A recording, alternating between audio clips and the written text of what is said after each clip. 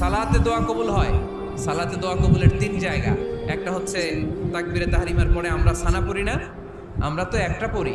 আল্লাহর হাবিব সুন্নাহ এবং নফল নামাজে আরো পড়তেন সানা, ওই দোয়া কবুল হয়। দুই নম্বর জায়গা সালাতে সেজদায় পড়ে দোয়া করলে কবুল হয়। আল্লাহুম্মা ইয়াকুনুল আবদু মির রাব্বিহি ওয়া হুয়া সাজিদ ফাকসিরু ফীহি দুআ। বান্দা যখন সেজদায় লুটিয়ে পড়ে, বান্দা আল্লাহর সবচেয়ে কাছে চলে যায়। তা কিন্তু বিশ্বনবী বলেন, সেজদাটা তোমার রবের কুদরতি পায়ের উপরে পড়েছে। সুবহানাল্লাহ। সেজদায় পড়ে দোয়া করে। সালাম ফিরানোর আগে বিশ্বনবী দোয়া করতেন, লা ইউসাল্লিমান্না আহাদুকুম হাত্তা ইয়াতাআওয়াযা মিন আরবা'a।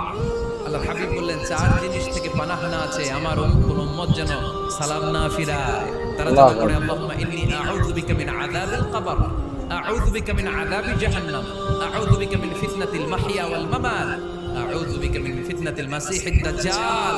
আল্লাহ কবরের আযাব থেকে বাঁচাও, আল্লাহুম্মা আমিন। জাহান্নামের আগুন থেকে বাঁচাও, আমিন। আল্লাহ জীবন